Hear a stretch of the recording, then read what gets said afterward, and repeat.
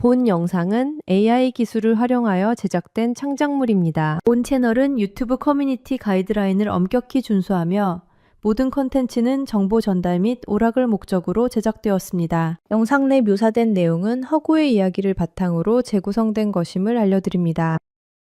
그럼 지금부터 오늘의 이야기 시작하겠습니다. 저 결심했어요. 시집 갈게요, 아저씨한테. 비린내 섞인 장터바람을 가르며 7살 꼬마아이가 사람들 틈을 비집고 들어와 17살 젊은 선비의 앞을 딱 막아섰습니다. 미쳤나봐. 저 꼬마가 무슨 소리를 하는 거야. 장터 사람들의 웃음이 터지는 순간 꼬마아이는 선비의 손목을 덥석 잡더니 어디서 꺼냈는지 낡은 매듭끈을 쓱 감아 묶었습니다. 이거요. 절대 풀면 안 돼요.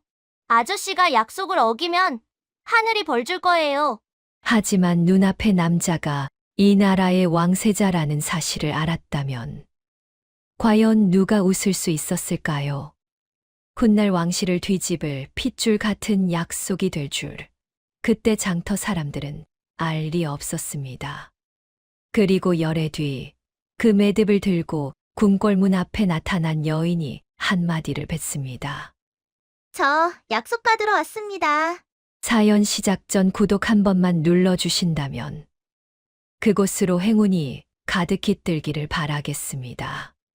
그럼 지금부터 장터에서 시작된 그 기이한 인연의 첫 장을 열어보지요. 이른 아침부터 한양 칠패 장터는 보부상들과 구경꾼들로 발 디딜 틈이 없었습니다. 어이, 싱싱한 고등어요. 방금 잡아 올린 고등어. 무명한 필의 단양, 더는 깎아줄 수 없소. 장사치들의 구성진 외침이 사방에서 터져나오고 땀내와 흙먼지가 뒤섞인 냄새가 장터 전체를 뒤덮었지요. 그 복작대는 인파 사이로 갓을 깊숙이 눌러쓴 17의 세자 이휘가 천천히 걸음을 옮기고 있었습니다. 민초들의 거친 숨소리를 살피며 백성들이 무엇을 먹고 어찌 사는지 두 눈으로 똑똑히 보기 위함이었지요. 저하, 너무 깊숙이 들어가시면 위험하옵니다. 호위 무관이 조심스레 말했으나 이휘는 손을 저으며 더 안쪽으로 발을 옮겼습니다. 바로 그때였습니다. 해진 무명옷을 입은 7살 꼬마 계집아이 하나가 산나물이 가득 담긴 보따리를 머리에 이고 젠걸음으로 지나쳤지요. 아이의 이름은 홍연. 본디 한양에서 손꼽히는 명문가의 외동딸이었으나 아버지가 억울한 누명을 쓰고 유배를 가면서 하루아침에 거지꼴이 되어버린 불쌍한 것이었습니다. 이 계집애가 어딜 지나가 길을 막지 못해 난전 한쪽에서 험상궂게 생긴 장사꾼이 버럭 소리를 질렀습니다. 그러더니 발로 홍연의 보따리를 거칠게 걷어찼지요. 홍연의 비명과 함께 산나물이 사방으로 흩어졌습니다. 고사리, 취나물, 도라지가 흙바닥에 나뒹굴고 구경꾼들은 그 꼴을 보며 낄낄거리기 시작했지요. 저것 봐라. 양반댁 아씨라더니 꼴이 말이 아니구만. 에그머니, 저 나이에 장사를 하다니. 쯧쯧. 사람들의 조롱 섞인 웃음소리가 사방에서 쏟아졌습니다. 하지만 홍연은 울음을 터뜨리지 않았습니다. 대신 바닥에 무릎을 꿇고 앉아 흩어진 나무를 하나하나 주워 담기 시작했지요. 작은 손이 흙바닥을 훑을 때마다 손톱 사이로 검은 때가 끼었으나 아이는 허리 하나 굽히지 않고 꼿꼿하게 나무를 주웠습니다. 그 모습에서 양반가의 기계가 고스란히 배어 나왔지요. 이휘는 그 광경을 물끄러미 지켜보았습니다. 7살밖에 안 된 것이 저리도 의연할 수 있다니 참으로 기특한 노릇이었지요. 나무를 다 주워 담은 홍연이 비틀비틀 일어서려는 순간이었습니다. 아이의 시선이 이휘의 도포 자락에 꽂혔지요. 남루한 옷차림의 아이들과는 달리 이휘의 옷은 비록 소박했으나 고운 명주로 지어진 것이 한눈에 보였습니다. 홍연의 눈이 반짝 빛났습니다. 저 사람이다. 본능적으로 그렇게 느낀 아이는 흙 묻은 작은 손으로 이휘의 도포 자락을 덥석 움켜쥐었습니다. 이휘가 놀라 발걸음을 멈췄지요. 홍연은 이휘의 앞을 가로막고 섰습니다. 고개를 한껏 쳐들어 이휘의 얼굴을 똑바로 올려다보며 아이는 또렷한 목소리로 외쳤습니다. 저 결심했어요. 시집 갈게요. 아저씨한테. 순간 장터 전체가 조용해졌습니다. 웅성거리던 소음이 싹 가라앉고 모든 사람들의 시선이 홍연과 이휘에게 쏠렸지요. 그리고는 곧 이게 무슨 소리여. 코을리개가 시집을 간다니. 세상에 별일이 다 있구만. 저것 봐라. 3살 버릇 80까지 간다더니 딱 저 꼴이로구나. 장사치들이 배를 움켜쥐고 웃어댔습니다. 구경꾼들도 손뼉을 치며 낄낄대기 시작했지요. 장터는 순식간에 웃음바다가 되었습니다. 하지만 홍연은 아랑곳하지 않았습니다. 작은 손을 품속으로 집어넣더니 때 묻은 오색 매듭끈을 꺼내 이휘의 눈앞에서 거칠게 흔들어 보였지요. 이거 보세요. 우리 어머니께서 물려주신 거예요. 홍연의 목소리에는 울먹임이 섞여 있었으나 그 기세만큼은 당당했습니다. 이휘는 웃음을 참으며 물었습니다. 그래. 그런데 어째서 나한테 시집을 온다는 게냐? 홍연이 입술을 꾹 깨물었습니다. 그러더니 눈물이 그렁그렁 맺힌 눈으로 이휘를 똑바로 쳐다보며 말했지요. 저희 아버님이 억울한 누명을 쓰고 먼 곳으로 가셨어요. 어머니도 병으로 돌아가셨고요. 아이의 목소리가 떨렸습니다. 저는 이제 의지할 곳이 없어요. 그런데 아저씨는 좋은 사람 같아요. 그러니까 저를 거두어 주세요. 주변 사람들의 웃음소리가 잦아들었습니다. 아이의 사연을 듣고 나니 아무리 무심한 사람이라도 마음 한구석이 시큰해지는 게 당연한 노릇이었지요. 이휘도 잠시 말을 잃었습니다. 7살밖에 안 된 것이 이미 세상의 냉혹함을 다 겪었다니 참으로 기막힌 일이었습니다. 홍연은 까치발을 들고 이휘의 굵은 손목을 끌어당겼습니다. 그러더니 오색 매듭끈을 이휘의 손목에 재빠르게 감아 단단히 동여매기 시작했지요. 아이의 손길은 서툴렀으나 매듭을 짓는 솜씨만큼은 예사롭지 않았습니다. 이휘가 당황하여 손을 빼려 했으나 홍연은 더욱 세게 매듭을 조였습니다. 그리고는 이빨로 끈 끝을 꽉 물어 마무리까지 해버렸지요. 다 됐어요. 홍연이 환하게 웃으며 말했습니다. 이 매듭은 절대 풀리지 않아요. 우리 어머니께서 그러셨거든요. 진심으로 맺은 인연은 끝까지 이어진다고요.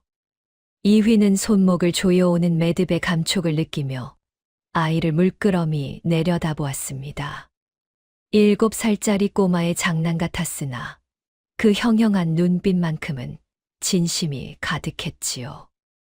홍연이 이휘의 가슴팍을 주먹으로 툭 쳤습니다. 10해 뒤에 반드시 이 매듭을 찾으러 궁궐 정문으로 갈게요. 궁궐. 이휘가 놀라 되물었으나 홍연은 대답하지 않았습니다. 아이는 빙그레 웃더니 보따리를 챙겨 들고 몸을 돌렸지요. 아저씨, 10해 후에 꼭 만나요. 약속이에요. 그때였습니다. 갑자기 돌개바람이 몰아쳐 장터의 먼지를 일으켰지요. 사람들이 눈을 가리고 기침을 하는 사이 홍연은 나물 보따리를 쥔 채 인파 속으로 쏜살같이 사라져버렸습니다. 바람이 가라앉고 나서야 이휘는 주변을 둘러보았으나 아이는 이미 온데간데 없었습니다. 이휘는 손목에 묶인 조잡한 매듭을 한참 동안 만지작거렸습니다. 오색 천이 엉성하게 얽혀 있었으나 묘하게도 풀리지 않았지요. 열해 후라. 이휘의 입가에 미소가 번졌습니다. 과연 이 아이가 약속을 지킬까? 호의 무관이 다가와 물었습니다. 저 아이를 찾아보옵니까? 이휘가 고개를 저었습니다. 아니다. 그냥 두어라. 그리고는 아이가 사라진 길목을 한참 동안 응시했지요. 만약 정말로 열해 후에 찾아온다면 그때 다시 보면 되지 않겠느냐. 해가 뉘엿뉘엿 저물 무렵이었습니다. 홍연은 성박 변두리에 있는 퇴락한 초가집으로 돌아왔습니다. 지붕에는 구멍이 숭숭 뚫려 있고 대문짝은 반쯤 떨어져 나간 형편없는 집이었지요. 홍연은 방 안으로 들어가 아버지가 남긴 낡은 천자문을 펼쳤습니다. 창호지 사이로 스며든 달빛이 책장을 은은하게 비췄지요. 아이는 작은 손가락으로 글자를 하나하나 짚어가며 소리 내어 읽었습니다. 비록 배는 고팠으나 글을 읽는 동안만큼은 세상의 근심을 잊을 수 있었지요. 열해 후에는 홍연이 창밖에 달을 올려다보며 중얼거렸습니다. 꼭 훌륭한 사람이 되어서 아저씨를 찾아갈 거예요. 그리고 떳떳하게 시집갈 거예요. 아이의 다짐은 밤하늘로 퍼져나갔습니다. 10년이라는 세월의 물결이 굽이치기 시작했습니다. 장터의 어린 계집아이는 남몰래 지혜와 기품을 키워나가기 시작했지요. 그로부터 석 달이 지난 어느 날이었습니다.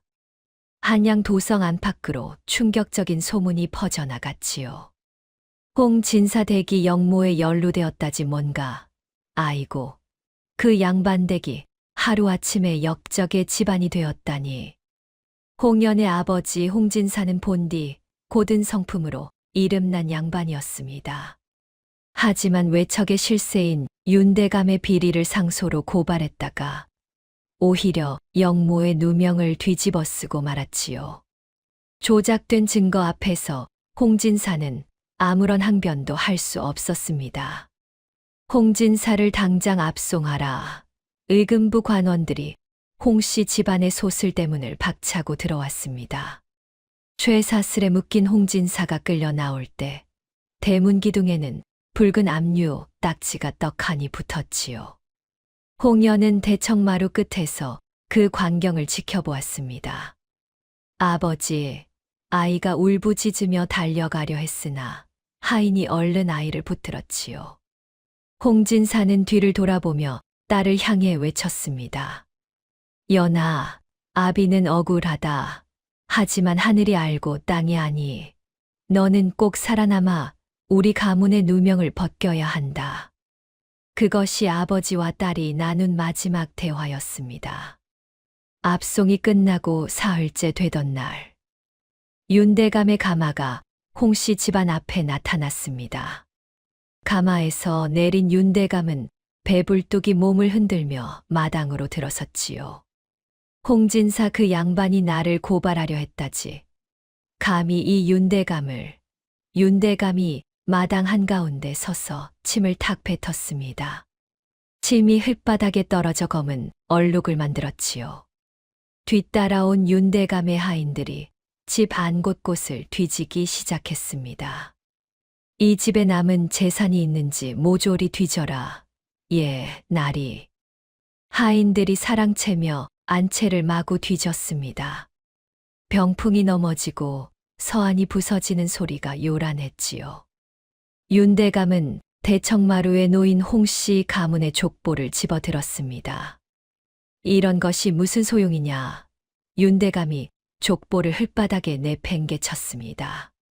선조들의 이름이 빼곡히 적힌 족보가 진흙탕에 처박혀 더럽혀졌지요. 그만두십시오.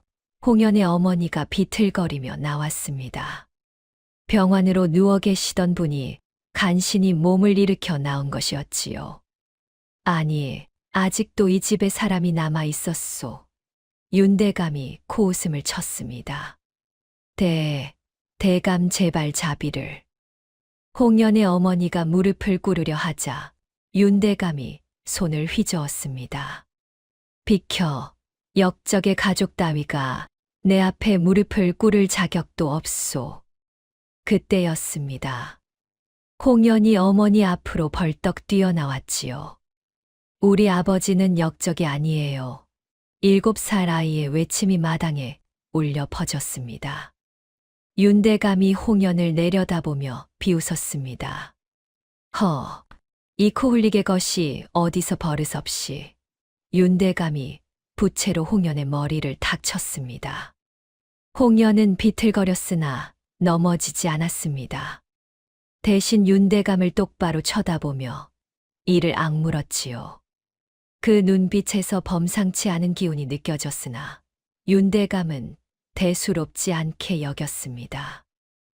좋다. 이 집은 이제 관에서 몰수할 것이니 너희는 당장 짐을 싸서 나가거라. 윤대감이 손을 휘저으며 명령했습니다. 그날 밤 홍연의 어머니는 딸의 손을 꼭 쥐고 말씀하셨습니다. 연아, 어미가 오래 못 버틸 것 같구나. 어머니, 그런 말씀 마세요. 어머니는 품속에서 낡은 비단 보자기를 꺼내 홍연의 손에 쥐어주셨습니다. 이것은 우리 홍씨 가문의 인장이다. 네가 꼭 간직하고 있다가 말을 잊지 못하시고 기침을 하셨지요. 이 인장만 있으면 너는 양반가의 딸임을 증명할 수 있단다. 절대 잃어버리지 말거라. 그것이 어머니의 마지막 유언이었습니다. 어머니는 그날 밤 조용히 숨을 거두셨지요. 장례조차 제대로 치르지 못한 홍연은 지붕에서 빗물이 새는 성 밖 초가집으로 쫓겨났습니다. 한때 양반대 교수였던 아이는 이제 하루하루 끼니를 걱정해야 하는 처지가 되었지요.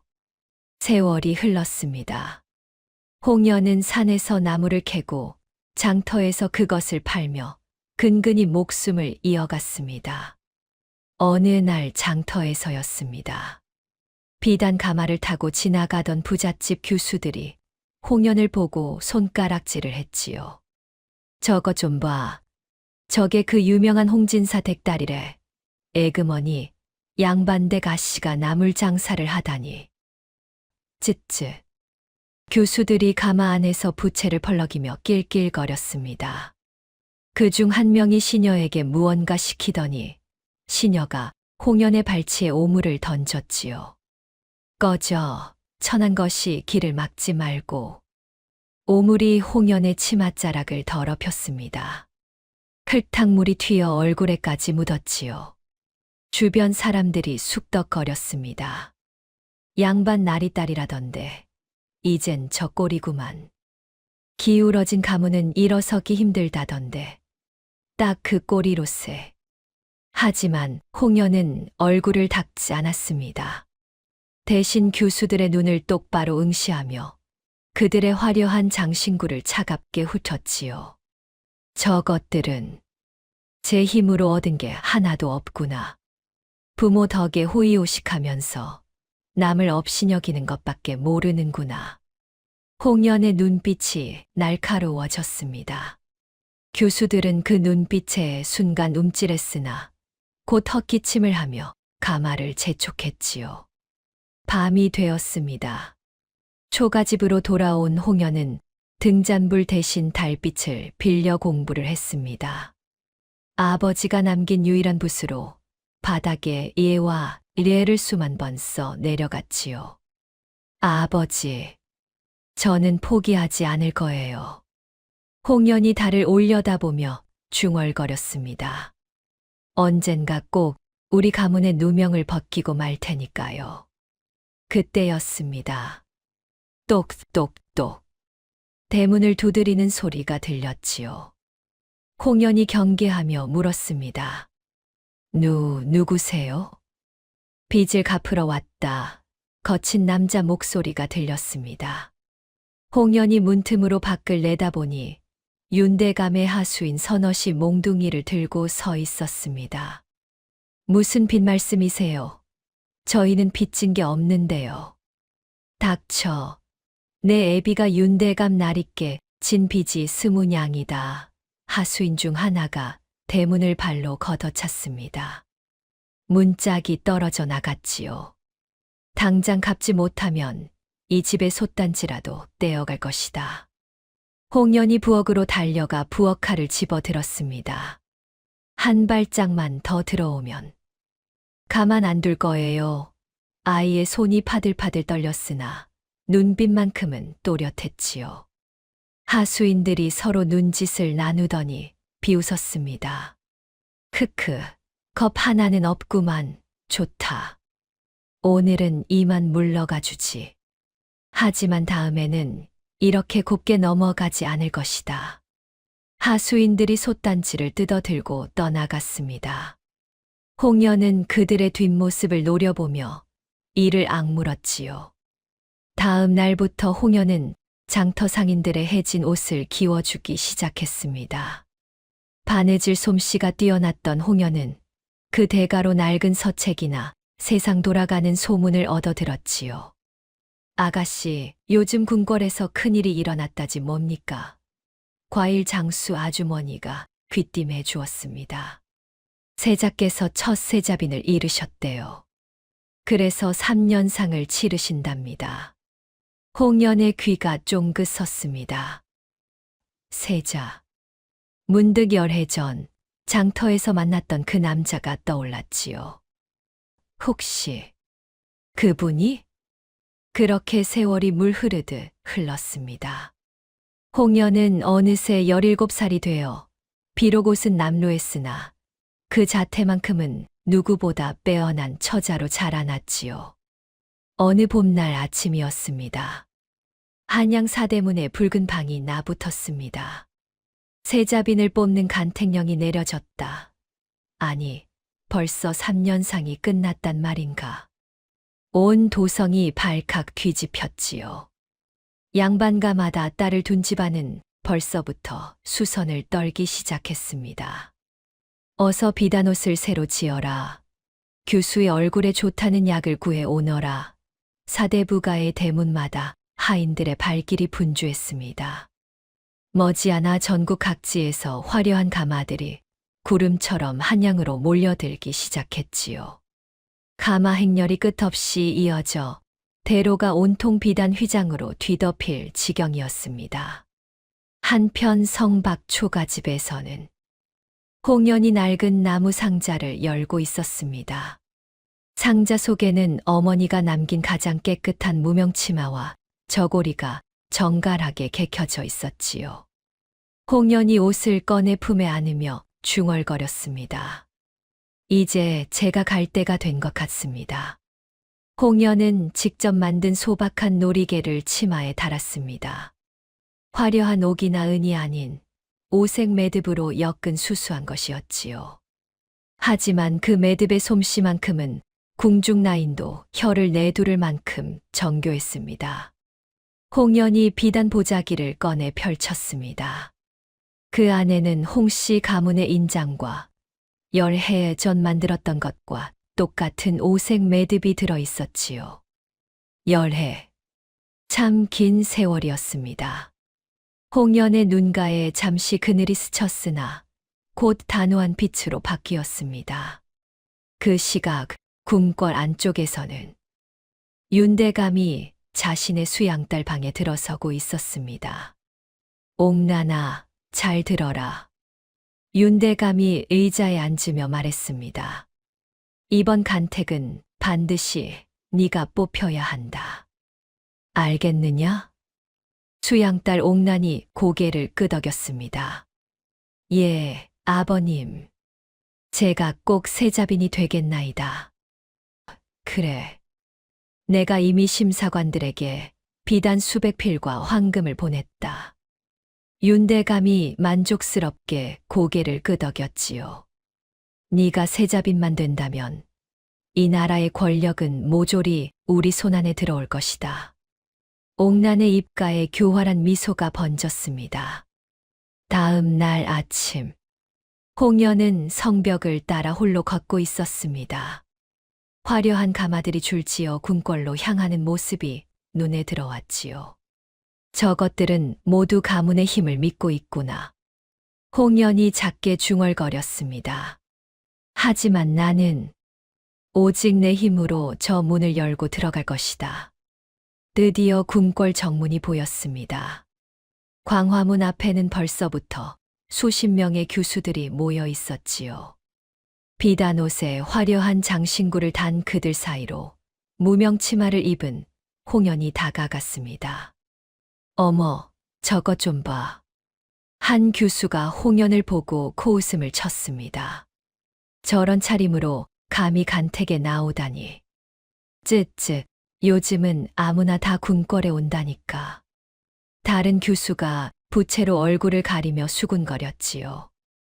홍연은 그들의 시선을 아랑곳하지 않고 정문으로 다가갔습니다. 그때였습니다. 병졸 2명이 창을 교차하며 홍연의 앞을 가로막았지요. 설아, 내 신분이 무엇이냐? 병졸이 홍연을 위아래로 훑으며 물었습니다. 저는 홍씨 가문의 딸, 홍연이옵니다. 홍연이 또박또박 대답했습니다. 홍씨, 들어본 적 없는 성씨로구나. 병졸이 코웃음을 쳤습니다. 천한 것이 감히 궁궐에 들어올 생각을 하다니. 썩 물러서지 못할까. 홍연은 당황하지 않았습니다. 대신 버선 속에 숨겨두었던 가문의 인장을 꺼내 높이 쳐들어 보였지요. 이것을 보십시오. 인장에는 글자가 또렷하게 새겨져 있었습니다. 병졸들이 인장을 보고 표정이 굳어졌지요. 마침 지나가던 선전관이 소란 소리를 듣고 다가왔습니다. 무슨 일이냐? 병졸이 황급히 절을 올렸습니다. 선전관 나리, 이 처자가 인장을 내보이는데. 선전관이 인장을 받아 들고 자세히 살폈습니다. 그의 눈이 커졌지요. 이것은 홍진사 댁인장이 아니냐. 선전관이 홍연을 물끄러미 바라보았습니다. 너는 정말 홍진사의 딸이냐? 그러하옵니다. 홍연이 허리를 곧게 펴고 대답했습니다. 저는 정식 양반가의 여식이오니 길을 비켜주시옵소서. 선전관이 잠시 망설이다가 고개를 끄덕였습니다. 좋다. 들어가거라. 병졸들이 창을 거두었습니다. 홍연이 당당하게 정문을 통과하는 순간 주변의 교수들이 웅성거렸지요. 저게 누구래? 홍진사. 그 역적의 딸 아니었어. 에그머니, 저런 것도 간택에 나오다니. 홍연은 그들의 수군거림을 뒤로하고 대궐들로 들어섰습니다. 웅장한 전각이 눈앞에 펼쳐졌습니다. 붉은 기둥과 청록색 단청이 햇살을 받아 눈부시게 빛났지요. 드디어 왔구나. 홍연이 가슴속으로 중얼거렸습니다. 열해를 기다렸던 이곳에 대궐들에는 벌써 수십 명의 교수들이 모여 있었습니다. 홍연이 자리를 잡자 옆에 있던 교수들이 슬금슬금 자리를 옮겼지요. 어머, 저 옷 좀 봐. 무명이잖아. 저런 옷을 입고 오다니 정말 뻔뻔하네. 교수들이 코를 찌푸리며 비단 부채로 얼굴을 가렸습니다. 홍연은 그들의 조롱 섞인 시선을 비웃듯 웅장한 전각을 향해 당당하게 고개를 치켜들었습니다. 바로 그때 동궁전 한편에서 27의 성숙한 세자가 된 이휘가 창밖을 내다보고 있었습니다. 저하, 간택에 나온 교수들의 명부를 가져왔사옵니다. 내관이 두툼한 책자를 바쳤지요. 이휘가 책자를 받아 펼쳤습니다. 수십 개의 이름이 빼곡히 적혀 있었습니다. 김씨, 박씨, 이씨, 정씨. 이휘의 손가락이 명부를 넘기다가 한 이름 앞에서 멈췄습니다. 홍연. 이휘의 눈빛이 순간 흔들렸습니다. 홍연이라. 이휘가 중얼거리며 집무실 한편으로 걸어갔습니다. 거기에는 나전칠기로 만든 정교한 자개함이 놓여 있었지요. 이휘가 조심스럽게 자개함의 뚜껑을 열었습니다. 자개함 속에는 빛바랜 오색 매듭이 비단 천 위에 정갈하게 놓여 있었습니다. 열해 전 장터에서 어린 소녀가 묶어준 바로 그 매듭이었지요. 이휘가 매듭을 집어들고 창밖을 내다보았습니다. 이휘의 입가에 미소가 번졌습니다. 그 순간 전각 안에서 징소리가 울렸습니다. 땡, 첫 시험이 시작되었음을 알리는 소리였지요. 교수들이 일제히 자리에 앉았습니다. 홍연은 화려한 병풍 앞에 앉아 건너편에 있는 윤대감의 수양딸 옥난과 정면으로 눈을 맞췄습니다. 옥난이 홍연을 보고 비웃었지요. 저것이 그 유명한 역적의 딸이로구나. 불쌍하기도 하지. 홍연은 표정 하나 변하지 않고 옥난을 똑바로 응시했습니다. 그 눈빛에서 범상치 않은 기운이 느껴졌으나 옥난은 대수롭지 않게 여겼지요. 내관이 시험의 시작을 알렸습니다. 첫 번째 시험은 경전풀이요입니다. 각자 백성을 위한 방책을 써서 올리시오. 전각 안은 숨소리조차 들리지 않는 팽팽한 긴장감에 휩싸였습니다. 교수들이 붓을 들어 먹을 찍기 시작했지요. 반면 홍연은 자리에 가만히 앉아 장터에서 익힌 백성들의 고단한 목소리를 가슴속에서 하나둘 꺼내 정리했습니다.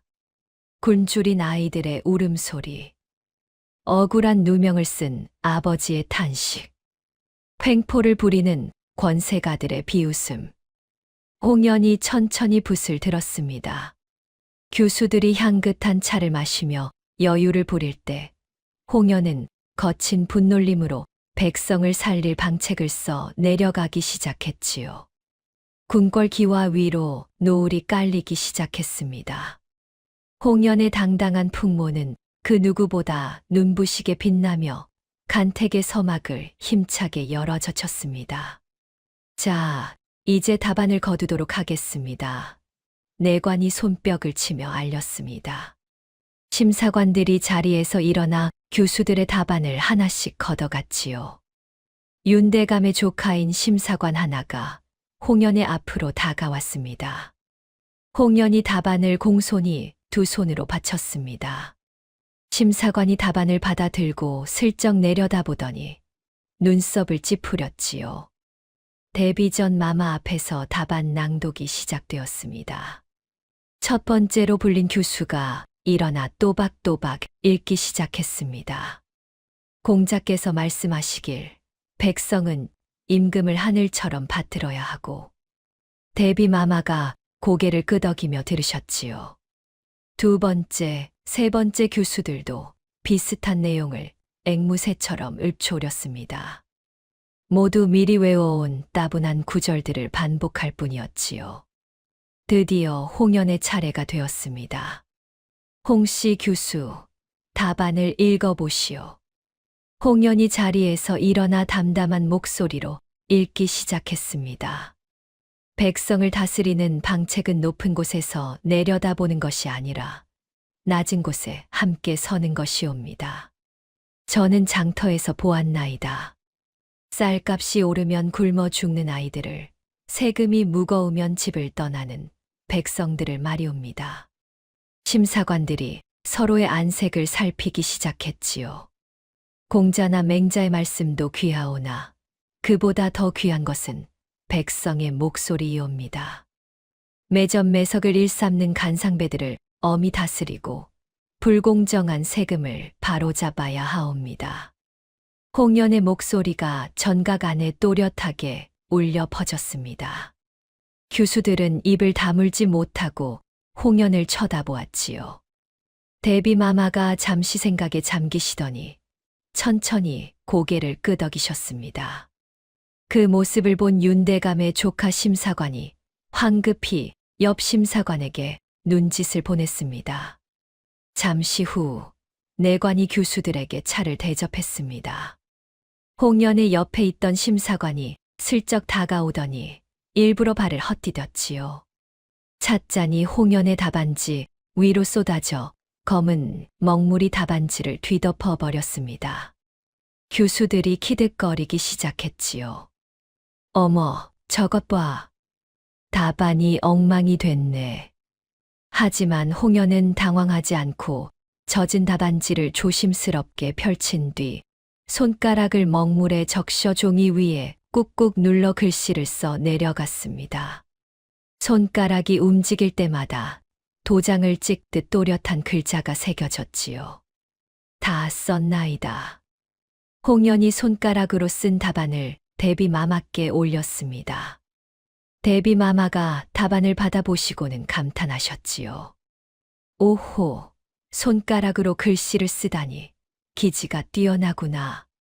윤대감의 조카는 땀을 뻘뻘 흘리며 뒤로 물러섰습니다.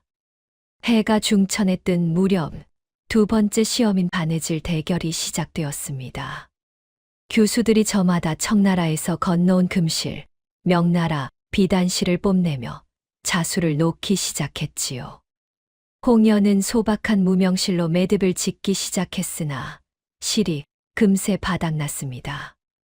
홍연은 잠시 생각하더니 자신의 머리카락 한 올을 조심스럽게 뽑아 바늘 귀에 꿰었지요. 저것이 뭐 하는 거야? 교수들이 수군거렸습니다. 홍연이 머리카락으로 더욱 정교하게 매듭을 짓는 사이 옥란이 슬쩍 다가와 홍연의 바늘을 바닥에 떨어뜨렸습니다. 바늘이 두 동강 나고 말았지요. 교수들이 또 키득거리기 시작했으나 홍연은 미소를 지으며 창밖으로 나가 대나무 가지를 꺾어왔습니다. 대나무를 얇게 쪼개어 바늘처럼 다듬고는 더욱 견고한 매듭을 완성했지요. 시험이 끝났습니다. 내관이 징을 쳤습니다. 데뷔전 마마가 직접 심사장에 나타나 교수들의 작품을 살피시다가 홍연의 놀이개 앞에서 멈춰 서셨습니다. 조심스럽게 놀이개를 집어들고 한참을 응시하셨지요. 이 매듭에는 사람의 인연을 묶는 힘이 있구나. 윤대감은 뒤편에서 안색이 잿빛으로 변하며 이를 바득바득 갈았습니다. 그날 밤 간택 숙소가 고요히 잠든 삼경 무렵이었습니다. 홍연이 배정받은 구석진 골방에서 홍연은 방 곳곳에 오색끈을 이용한 매듭 덫을 설치하고 이불을 뒤집어 쓴 채 귀를 쫑긋 세우고 있었지요.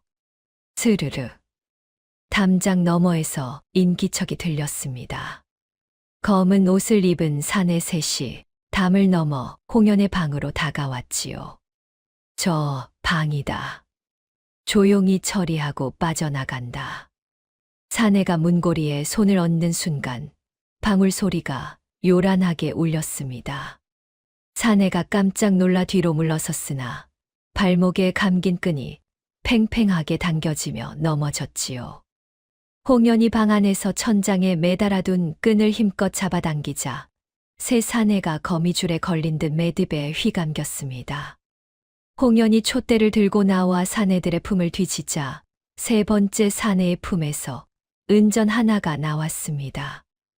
은전에는 버드나무 가지 아래 학이 서 있는 윤씨 가문의 문장이 선명하게 새겨져 있었지요. 홍연의 눈이 가늘어졌습니다. 윤씨 가문의 문장이로구나. 홍연은 은전을 소매 속에 조용히 갈무리하며 입가에 차가운 미소를 띄었습니다.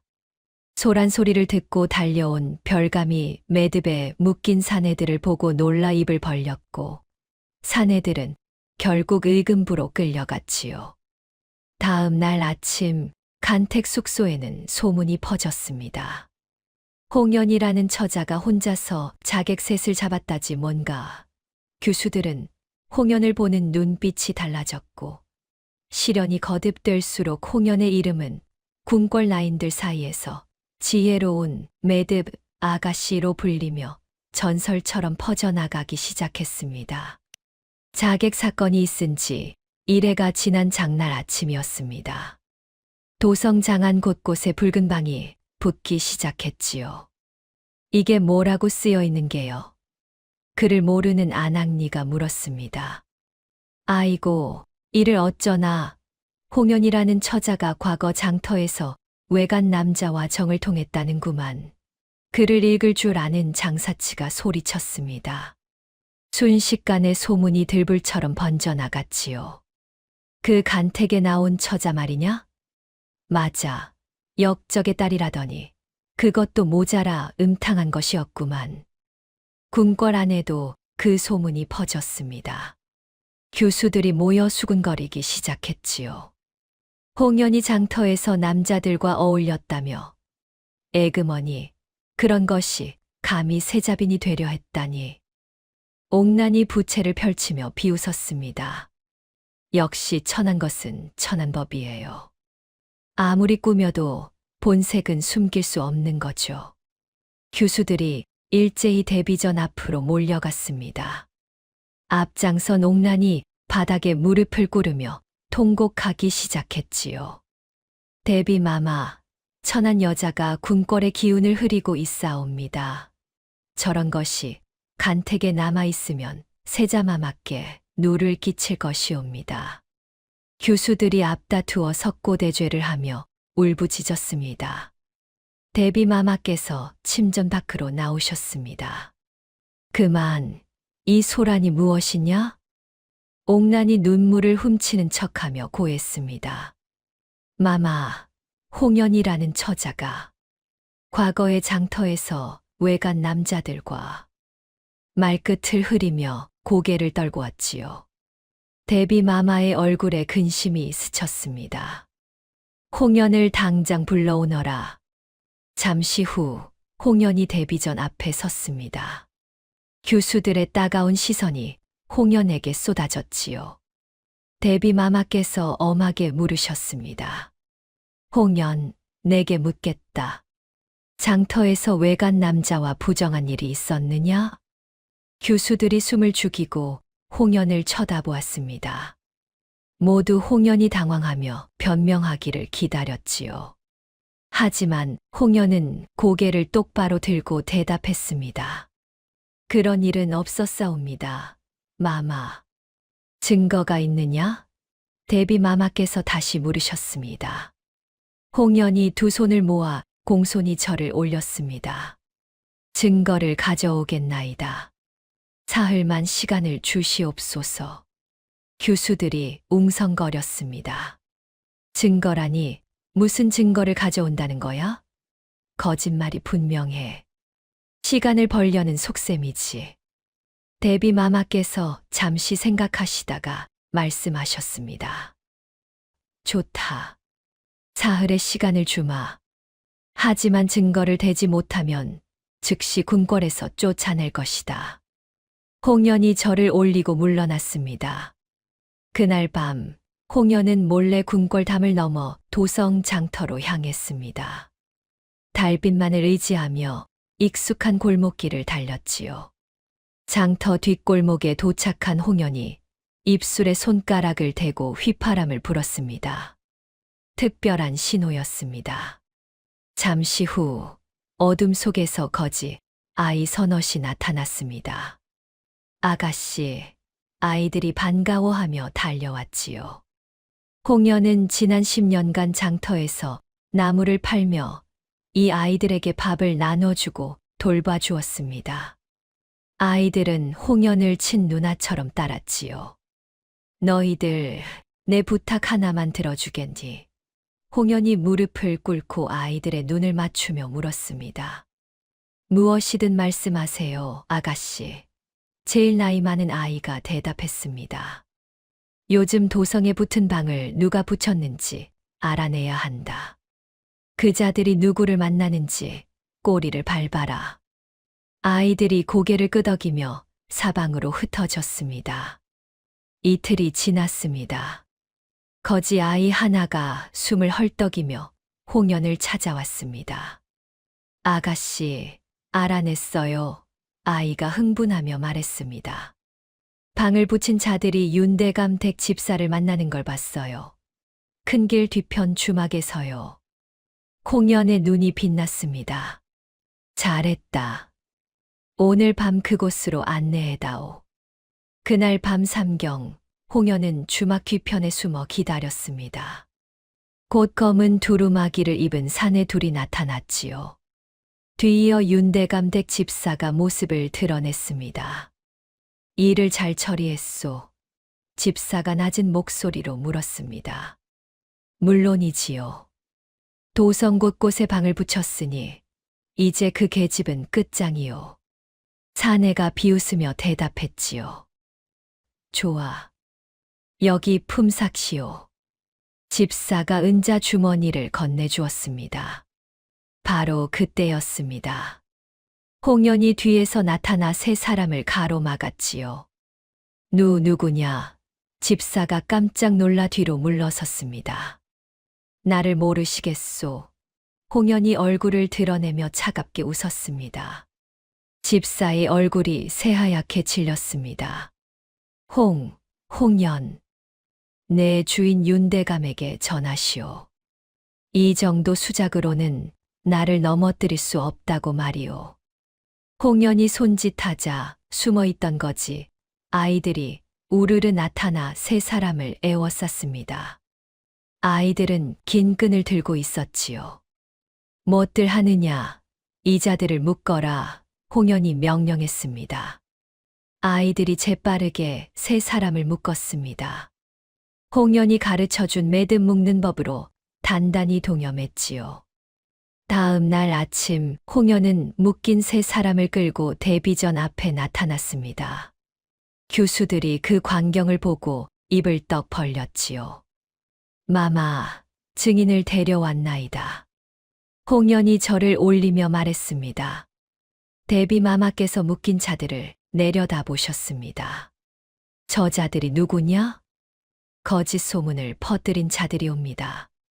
저 집사는 윤대감 댁 사람이 없고 저 둘은 그에게 돈을 받고 방을 붙인 자들이옵니다. 집사가 바닥에 머리를 찌으며 애원했습니다. 살려주시옵소서. 제가 잘못했나이다. 대비 마마의 눈빛이 차갑게 식었습니다. 내 입으로 직접 말해보거라. 누구의 지시를 받았느냐? 집사가 떨리는 목소리로 대답했습니다. 윤대감 나리에 명을 받들었사옵니다. 전가 간이 술렁거렸습니다. 홍연이 소매 속에서 무언가를 꺼냈습니다. 그날 밤 자객들에게서 빼앗은 윤씨 가문의 문장이 새겨진 은전이었지요. 이것뿐만이 아니옵니다, 마마. 홍연이 은전을 높이 들어 보였습니다. 며칠 전 밤 저를 해치려 온 자객들의 품에서 나온 것이옵니다. 윤씨 가문의 문장이 선명히 새겨져 있사옵니다. 교수들의 얼굴이 하얗게 질렸습니다. 옥나는 부채를 떨어뜨리며 뒤로 비틀거렸지요. 홍연이 다시 소매에서 종이 한 장을 꺼냈습니다. 그리고 이것은 간택 심사관들에게 뇌물을 준 장부의 사본이옵니다. 모시 대비 마마께서 놀라 일어서셨습니다. 홍연이 장부를 펼쳐 보였습니다. 거기에는 심사관들의 이름과 그들이 받은 금액이 빼곡히 적혀 있었지요. 이 장부는 윤대감 댁 창고지기가 몰래 빼돌린 것이옵니다. 그가 양심의 가책을 느껴 제게 전해 주었나이다. 장부에 이름이 적힌 심사관들이 사시나무 떨듯 떨며 바닥에 머리를 찍기 시작했습니다. 용서하여 주시옵소서, 마마. 대비 마마께서 노기를 띠며 소리치셨습니다. 이 파렴치한 것들, 당장 끌어내어 벌을 주도록 하라. 내관들이 달려들어 심사관들을 끌어냈습니다. 옥난을 비롯한 다른 교수들이 겁에 질려 서로의 머리채를 잡으며 외쳤습니다. 저는 몰랐어요. 양아버님이 시킨 거예요. 맞아요. 우리도 피해자라고요. 추태를 부리는 교수들을 보며 홍연은 조용히 고개를 돌렸습니다. 바로 그때 동궁전 뒤편에서 세자 이휘가 나타났습니다. 이휘는 호위 내관들을 이끌고 대비전 앞으로 걸어왔지요. 홍연이 이휘를 보고 깊이 절을 올렸습니다. 이휘는 홍연을 잠시 바라보다가 대비 마마께 고했습니다. 마마, 이미 윤대감의 비리를 조사하고 있사옵니다. 곧 결과가 나올 것이옵니다. 대비 마마께서 고개를 끄덕이셨습니다. 그리하거라. 이휘가 홍연에게 다가와 조용히 말했습니다. 잘 견뎌주었소. 홍연이 고개를 들어 이휘를 바라보았습니다. 두 사람의 눈이 마주쳤지요. 이휘의 눈빛에는 열해 전 장터에서 만났던 그 소녀를 향한 그리움과 지금 눈앞에 선 당찬 여인에 대한 존경이 함께 담겨 있었습니다. 홍연은 모함의 덫을 오히려 발판 삼아 윤대감 일파의 뿌리 깊은 부패를 하나하나 세상 밖으로 끌어내고 있었습니다. 그날 밤 삼경이 지난 시각이었습니다. 궁궐 안은 고요했으나 동궁전 정원 한편에서는 은은한 등불 하나가 흔들리고 있었지요. 세자 이휘는 내관을 통해 홍연이 보낸 오색 매듭 하나를 전달받고는 그것을 한참 동안 손바닥 위에 올려놓고 바라보았습니다. 매듭의 짜임새와 색깔의 배치가 열해 전 장터에서 받았던 그것과 똑같았지요. 홍연을 이리 모셔오너라. 이휘가 조용히 명했습니다. 내관이 물러가고 잠시 후 달빛 아래로 홍연이 걸어왔습니다. 무명치마 자락이 바람에 살랑거렸고 그녀의 그림자가 길게 늘어져 정원의 돌길 위에 드리워졌지요. 홍연은 이휘 앞 서너 걸음 떨어진 곳에 멈춰 서서 깊이 고개를 숙였습니다. 저하, 한밤중에 불러내어 송구하옵니다. 홍연의 목소리는 낮았으나 또렷했습니다. 이휘는 대답 대신 내전 안으로 걸어 들어가며 손짓으로 홍연을 불렀지요. 홍연이 조심스럽게 뒤를 따라 들어가자 이휘는 방 한편에 놓인 나전칠기 자개함을 조심스럽게 들어 올렸습니다. 자개에 새겨진 학과 소나무 무늬가 촛불에 반짝이며 빛을 냈지요. 이휘가 자개함의 뚜껑을 천천히 열었습니다. 그 안에는 빛바랜 오색 매듭이 비단 천 위에 정갈하게 놓여 있었고 세월의 때가 묻어 색이 바래긴 했으나 그 모양만큼은 여전히 온전했습니다. 홍연이 품속에서 꺼낸 매듭을 자개함 속 매듭 옆에 나란히 놓자 두 매듭은 마치 자석처럼 서로를 끌어당기는 듯 꼭 맞물렸지요. 홍연의 눈가에 눈물이 맺혔습니다. 열해를 기다린 순간이었습니다. 홍연이 무릎을 꿇고 바닥에 절을 올렸습니다. 약속을 지키러 왔나이다. 저하. 열해 전 장터에서 맺은 그 인연을 이제야 찾아뵙게 되었나이다.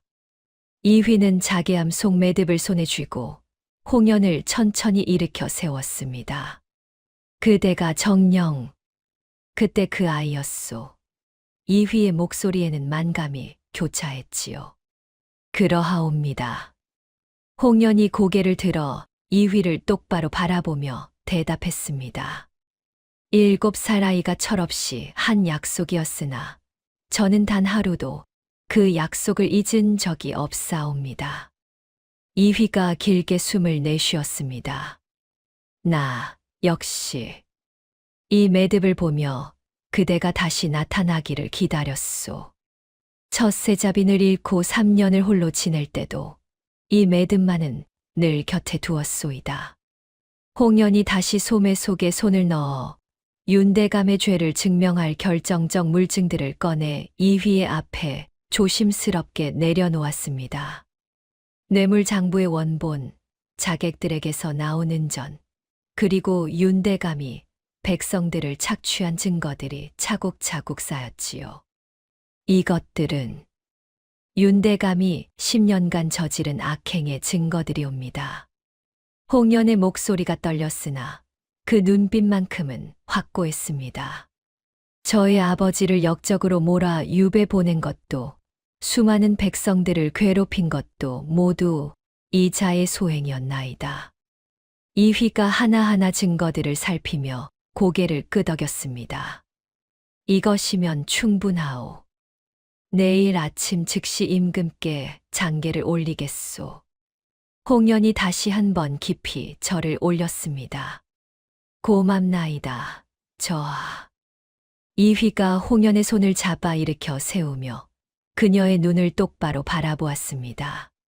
그대는 참으로 대단한 사람이요. 10해 전 그 어린아이가 이토록 지혜롭고 강인한 여인으로 자라났구려. 두 사람 사이에 잠시 침묵이 흘렀으나 그 침묵 속에는 10해의 세월이 녹아 있었지요. 똥이 트기 시작했습니다. 이휘는 임금께 윤대감의 비리 장부와 모든 증거를 담은 상소를 올렸고 임금은 즉각 윤대감 일당을 추포하라는 어명을 내리셨습니다. 해가 떠오르자마자 일금부 관원들이 윤대감의 저택을 포위했습니다. 윤대감, 어명을 받들어 그대를 체포하러 왔소. 일금부 도사가 대문을 두드리며 호통을 쳤습니다. 윤대감은 안채 깊숙한 곳에서 부들부들 떨며 숨어 있었으나 결국 하인들에게 발각되고 말았지요. 날이 관원들이 들이닥쳤사옵니다. 윤대감이 황급히 뒷담을 넘으려 했으나 담장 너머에는 이미 홍연이 미리 매수해둔 하인들이 기다리고 있었습니다. 윤대감 날이 어디로 가시려는 것이옵니까? 하인이 비웃으며 윤대감의 발을 잡았습니다.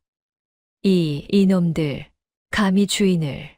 윤대감이 발버둥 쳤으나 너무 살이 쪄서 담을 넘지도 못하고 그대로 땅바닥에 곤두박질 쳤지요. 일금부 관원들이 윤대감을 끌어내어 포박했습니다.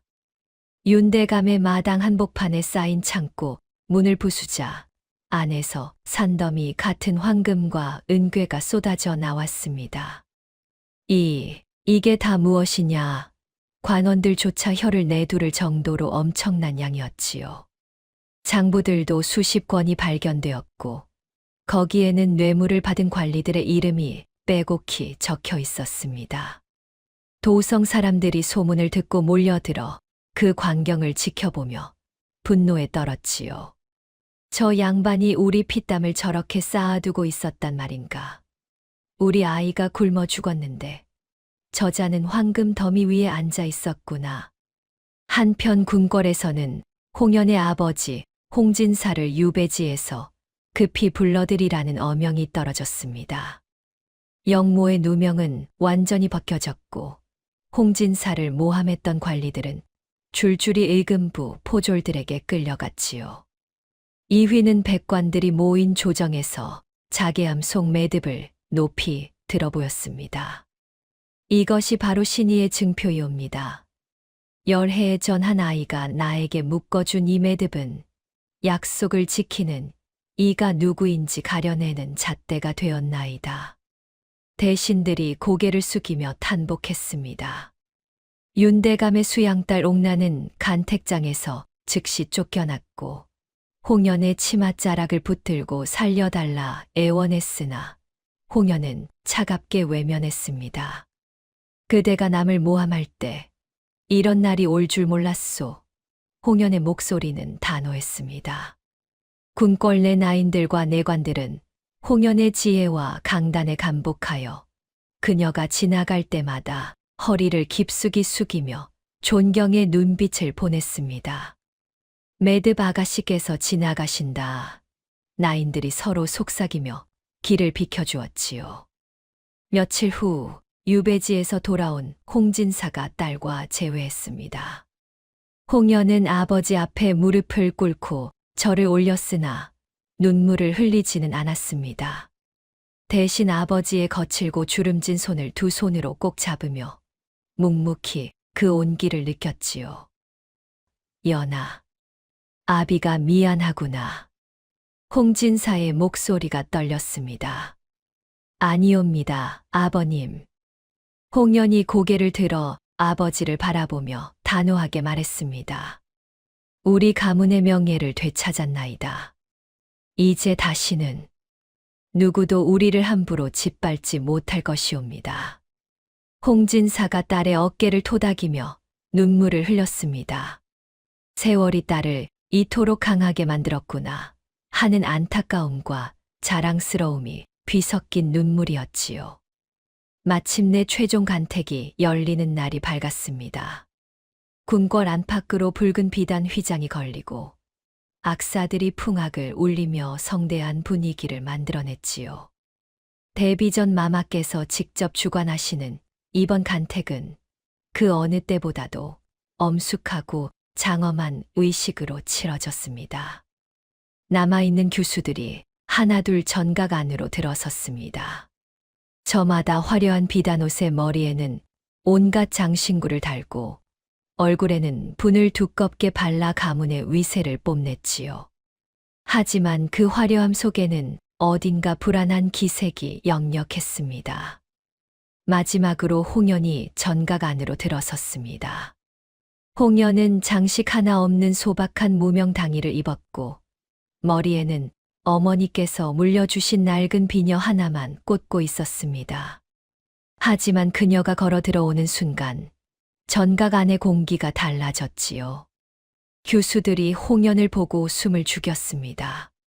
화려한 비단옷을 걸친 자신들이 오히려 초라해 보이는 듯한 기분이 들었지요. 홍연의 당당한 걸음걸이와 꼿꼿한 자세에서 풍겨 나오는 위엄이 그 어떤 장신구보다도 눈부시게 빛났습니다. 데뷔 마마께서 높은 자리에 앉으셨고 그 옆에는 임금과 세자 이휘가 나란히 자리하셨습니다. 이휘는 교수들을 차례로 둘러보다가 홍연에게 시선이 머물자 더 이상 다른 곳을 보지 않았지요. 최종 간택을 시작하겠노라. 데뷔 마마의 선언이 떨어지자 전각 안이 조용해졌습니다. 내관이 앞으로 나와 교수들에게 마지막 질문을 던졌습니다. 세자빈이 된다는 것은 무엇을 의미하는가? 각자 답해 보시오. 첫 번째 교수가 일어나 떨리는 목소리로 대답했습니다.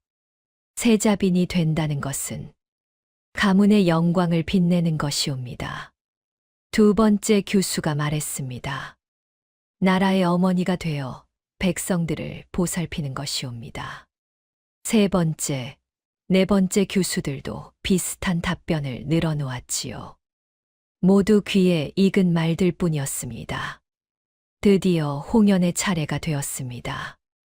홍연이 자리에서 일어나 데뷔 마마와 임금 그리고 이휘를 차례로 바라보며 입을 열었습니다.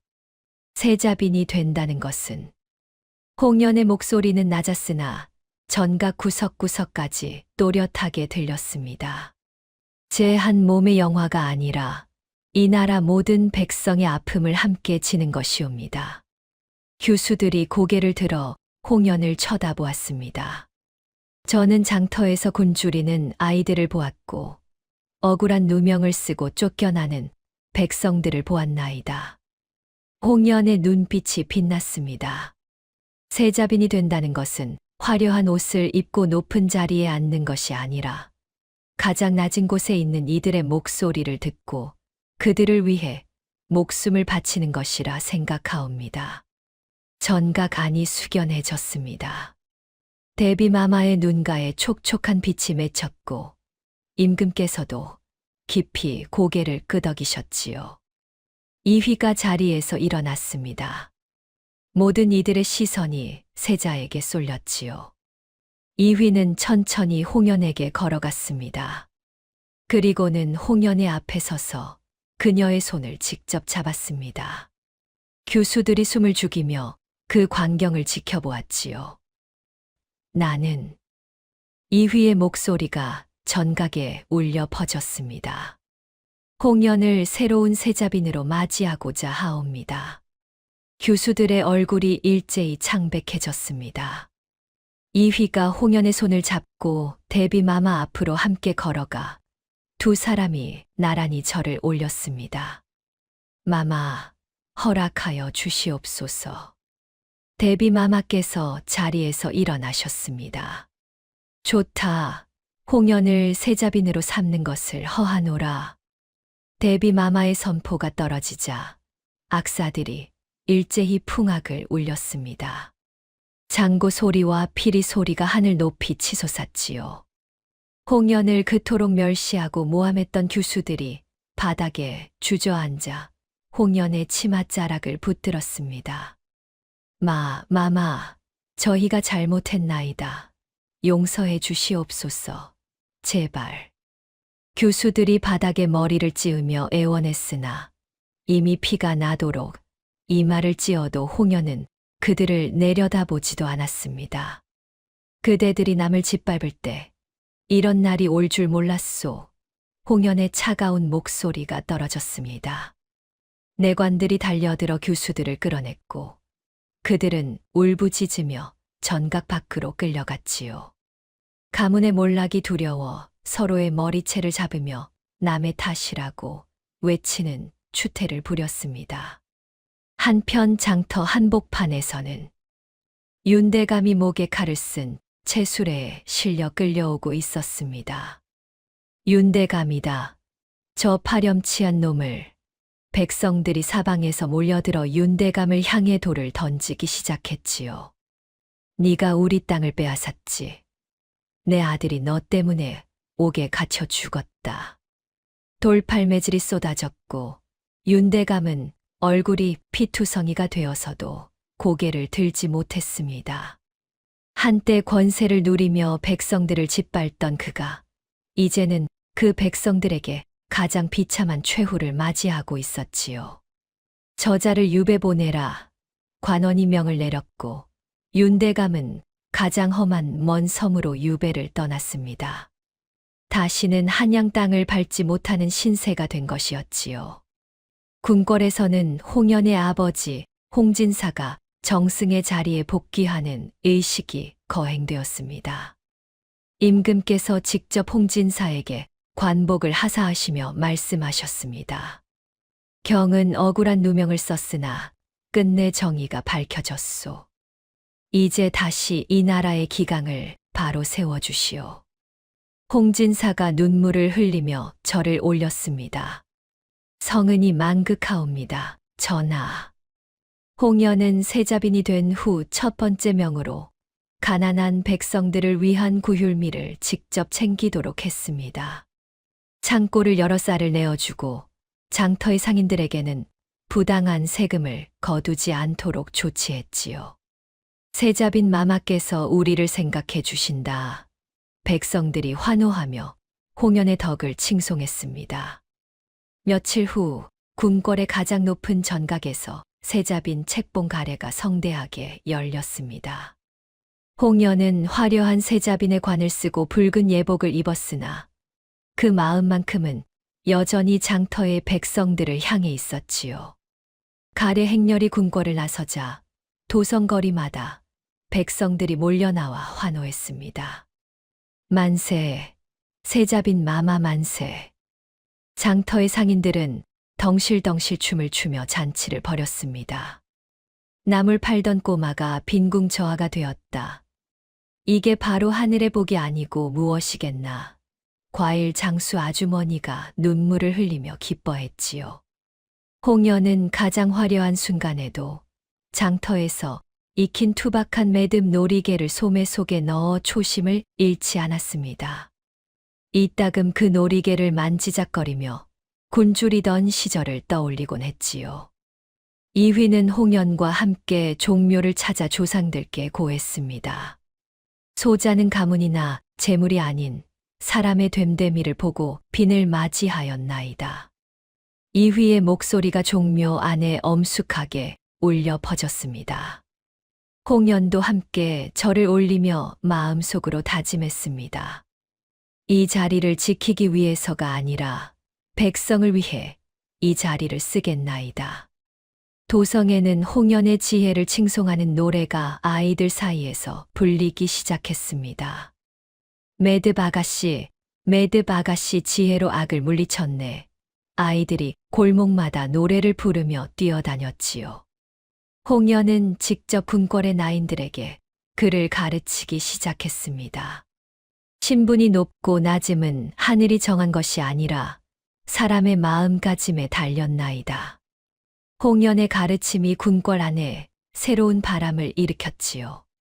권세가들의 음모로 가득했던 궁궐은 홍연의 등장 이후 비로소 백성을 위한 정사가 펼쳐지는 장소로 변모하기 시작했습니다. 대신들도 더 이상 뇌물을 받지 못하게 되었고 백성들의 억울함을 직접 들어주는 제도가 만들어졌지요. 가래의 밤, 이휘는 홍연과 함께 자개함 속에 보관될 2개의 매듭을 나란히 놓으며 말했습니다. 이 매듭은 우리 2사람의 인연을 묶은 것이요. 영원히 풀리지 않을 것이요. 홍연이 고개를 끄덕이며 미소를 지었습니다. 열해를 기다린 보람이 있나이다. 저하. 장터에서 시작된 기적 같은 이야기는 조선 팔도의 희망의 등불이 되어 모든 백성의 가슴 속에 깊이 각인되었습니다. 가난하고 천대받던 이도 뜻을 굽히지 않으면 결국 하늘이 돕는다는 교훈이 입에서 입으로 전해지며 대대손손 이어졌지요. 세월이 물 흐르듯 흘러봄이 가고 가을이 왔습니다. 세자빈 홍연은 이휘와 함께 태평성대를 이루며 온 백성들에게 존경받는 지도자로 자리매김했지요. 궁궐 안팎으로 홍연의 덕담이 끊이지 않았고 백성들은 그녀를 어진 빈궁 마마라 부르며 칭송했습니다. 어느 따스한 봄날이었습니다. 홍연은 궁궐 한편에 장터 서당이라는 이름의 작은 학당을 세웠습니다. 가난한 집 아이들이 신분의 벽을 넘어 꿈을 꿀 수 있도록 그를 가르치고 끼니를 제공하는 곳이었지요. 마마, 이것이 옳은 일이옵니까?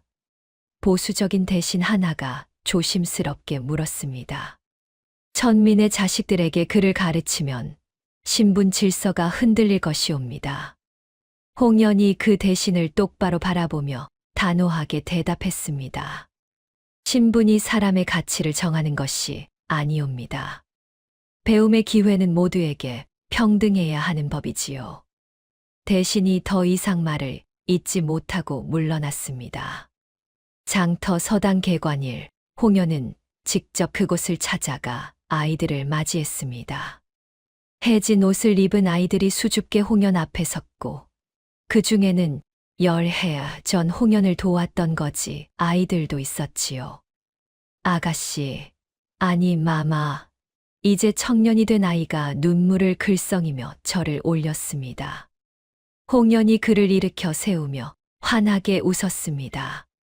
너희들 덕분에 내가 여기까지 올 수 있었단다. 이제는 내가 너희에게 은혜를 갚을 차례이니라. 아이들의 눈에서 희망의 빛이 번졌습니다. 홍연은 매년 장날이 되면 평복으로 갈아입고 직접 시장에 나갔습니다.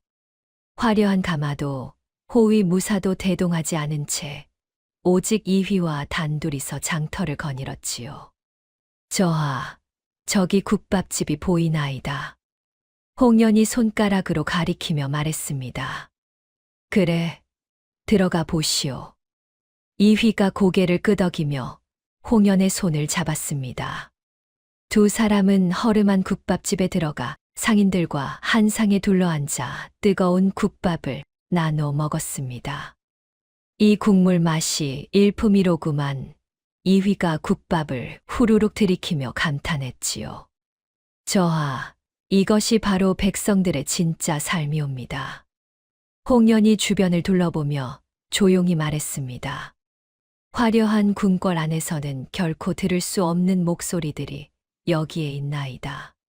국밥집 주인 아주머니가 홍연을 알아보고는 눈이 휘둥그레졌으나 홍연이 손가락을 입술에 대며 조용히 하라는 신호를 보냈지요. 아주머니는 고개를 끄덕이며 따뜻한 미소를 지었습니다. 한편 유배지에서는 윤대감이 비참한 최후를 맞이하고 있었습니다. 먼 섬의 초라한 움막에서 한때 권세를 누리던 윤대감은 이제 뼈만 앙상하게 남아 죽음을 기다리고 있었지요. 물 한 모금만. 윤대감이 떨리는 손을 내밀었으나 아무도 그에게 다가가지 않았습니다. 섬의 백성들은 윤대감이 과거에 저지른 악행을 모두 알고 있었고 그를 외면한 채 지나쳤지요. 저자가 한양에서 얼마나 많은 사람을 괴롭혔는지 아느냐? 당연히 알지. 저런 자는 이렇게 죽는 게 마땅하다니까. 윤대감은 결국 아무도 지켜보지 않는 가운데 차가운 움막 바닥에서 쓸쓸히 숨을 거두었습니다. 탐욕스러운 관리들에게는 영원한 경종을 울리는 최후였지요. 반면 홍연의 지혜로운 정사 덕분에 가문이 기울어 고통받던 수많은 양반가와 평민들이 다시 일어설 기회를 얻었습니다. 홍연은 억울한 누명을 쓴 이들을 직접 조사하여 명예를 회복시켜 주었고 빚에 쪼들리던 백성들에게는 이자를 탕감해주는 정책을 펼쳤지요. 세자빈 마마 덕분에 우리 집안이 살아났소. 백성들이 눈물을 흘리며 감사를 표했습니다. 이휘는 국가의 중대사를 결정할 때마다 홍연의 해안을 빌렸습니다. 어느 날 이휘가 고민스러운 표정으로 홍연을 찾아왔지요. 빈 청나라에서 새로운 조약을 요구해왔소. 어찌 해야 할지 막막하오. 홍연이 조약 내용을 꼼꼼히 살펴보더니 이휘에게 조언했습니다. 저하, 이 조항은 우리에게 불리하오나 저 조항은 오히려 이로울 수 있나이다. 이렇게 수정을 제안하시면 어떻겠나이까. 이휘가 홍연의 말을 듣고 무릎을 쳤습니다. 역시 그대의 지혜는 어찌 이리 깊소. 두 사람은 완벽한 정치적 동반자로 거듭나 조선을 더욱 번영하는 나라로 만들어갔지요. 군거래 장인들은 홍연의 매듭을 본떠 금과 옥으로 인연의 매듭이라 불리는 왕실 보물을 제작했습니다. 그 보물은 대대손손 전해지며 진정한 사랑과 신의의 상징이 되었지요. 어느 눈 내리는 겨울밤이었습니다. 홍연과 이휘는 몰래 궁궐을 빠져나와 10해 전 처음 만났던 바로 그 장터 자리에 섰습니다. 눈발이 하늘하늘 내려앉아 두 사람의 어깨 위에 쌓였지요. 저하, 여기가 우리가 처음 만난 곳이옵니다. 홍연이 주변을 둘러보며 감회에 젖은 목소리로 말했습니다. 기억하오.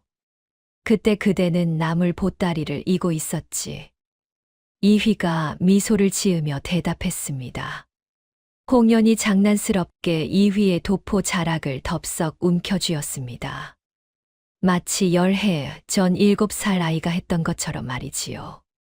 저하, 다음 생에도 저는 저하께 시집 오겠나이다.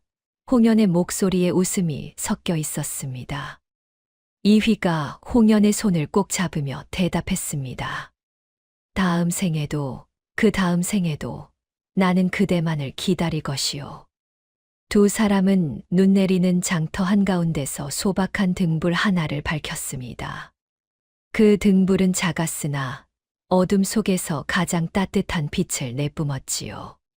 세월이 더 흘러 홍연의 아버지 홍진사는 딸의 현숙함을 바라보며 평화롭게 눈을 감았습니다. 임종 자리에서 홍진사는 홍연의 손을 꼭 잡으며 말했지요. 연아, 너는 우리 가문의 자랑이다. 아비는 마음 편히 떠난다. 홍연이 아버지의 손을 두 손으로 감싸며 눈물을 흘렸습니다. 아버님, 저는 아버님께서 가르쳐 주신 대로 살았을 뿐이옵니다. 편히 쉬시옵소서. 홍진사는 딸의 얼굴을 마지막으로 바라보며 미소를 짓고는 조용히 숨을 거두었습니다. 홍연은 아버지의 뜻을 이어 더욱 공명정대한 정치를 펼쳤지요. 조선 팔도의 모든 매듭에는 홍연의 혼이 깃들었다는 소문이 돌기 시작했습니다. 사람들은 매듭을 지을 때마다 정성을 다하게 되었고, 이 매듭처럼 우리의 인연도 영원하길이라는 말을 주고받았지요. 매듭을 지을 때는 마음을 담아야 한다네. 어머니들이 딸들에게 가르쳤습니다. 세자빈 마마께서 그러셨다지 않나. 진심으로 맺은 인연은 절대 풀리지 않는다고 말이야.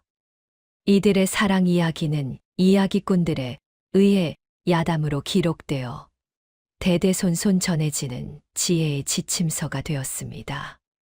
자개암 속의 매듭이라는 제목의 이야기는 전국 방방곡곡으로 퍼져나가 아이들이 가장 좋아하는 이야기가 되었지요. 할머니, 그래서 매듭 아가씨는 정말로 세자빈이 된 거예요. 아이들이 눈을 반짝이며 물었습니다. 그렇단다. 가난하고 천대받았지만 마음만은 누구보다 고귀했던 아이가 결국 이 나라의 어머니가 된 것이지. 할머니들이 손주들에게 이야기를 들려주며 교훈을 일깨웠습니다. 어느 보름달이 뜬 밤이었습니다. 홍연과 이휘는 궁궐 담장 위로 고요히 내려앉는 달빛 아래 서서 서로의 손을 맞잡고 있었습니다. 두 사람의 모습은 마치 하나로 묶인 매듭처럼 견고하고 아름다웠지요. 저하, 우리의 매듭은 영원히 풀리지 않을 것이옵니다. 홍연이 조용히 말했습니다. 그렇소. 하늘이 맺어준 인연이니 누가 감히 풀 수 있겠소. 이휘가 홍연의 어깨를 감싸며 대답했습니다. 궁궐 처마 끝에서 바람이 불어와 두 사람의 옷자락을 나부끼게 했습니다. 그 바람에 실려온 것은 장터의 웃음소리와 백성들의 노랫소리, 그리고 아이들의 제잘거림이었지요. 홍연은 가슴속 깊이 새겼습니다. 사람의 귀천은 금관이 아니라 가슴 속의 의리에 있다는 진리를 말입니다. 그 가르침은 조선의 어떤 법전보다 더 강력한 힘을 발휘하며 백성들의 마음 속에 깊이 뿌리 내렸지요. 세월이 흘러 홍연과 이휘가 노년에 이르렀을 때 두 사람은 여전히 손을 맞잡고 궁궐을 거닐었습니다. 백발이 성성하게 된 두 사람이었으나 서로를 바라보는 눈빛만큼은 열해 전 장터에서 만났을 때처럼 순수하고 따뜻했지요. 빈 그대와 함께한 이 세월이 꿈만 같소. 이휘가 홍연의 손을 꼭 쥐며 말했습니다. 저 역시 그러하옵니다. 저하. 7살 아이의 무모한 약속이 이토록 아름다운 인연으로 맺어질 줄 누가 알았겠나이까. 두 사람은 자개암을 열어 그 안에 소중히 보관된 2개의 매듭을 꺼내 보았습니다.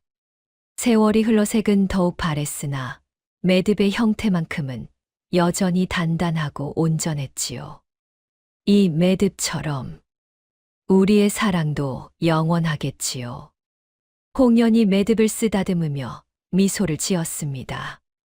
오늘 여러분께 들려드린 이 기막힌 야담은 사람의 품격은 결코 무너지지 않는다는 진리를 남긴 채 막을 내립니다. 장터에서 시작된 작은 매듭 하나가 한 나라를 바꾸고 수많은 백성들에게 희망을 선사했다는 이야기였습니다. 여러분도 인연의 끈을 맺을 때는 정성을 다하시기 바랍니다. 진심으로 맺은 매듭은 세월이 흘러도 시련이 닥쳐도 결코 풀리지 않는 법이니까요. 여러분, 오늘 들려드린 자개암 속의 매듭 이야기는 여기서 막을 내립니다. 7살 꼬마 계집아이가 장터에서 당돌하게 외친 시집 갈게요 라는 한마디가 열해의 세월을 건너 진짜 혼인으로 이어졌습니다. 가문은 기울어도 사람의 품격은 기울지 않는다는 것을 홍연은 온몸으로 증명해 보였지요. 화려한 비단옷과 권세보다 더 강한 것은 바로 사람의 됨됨이었습니다.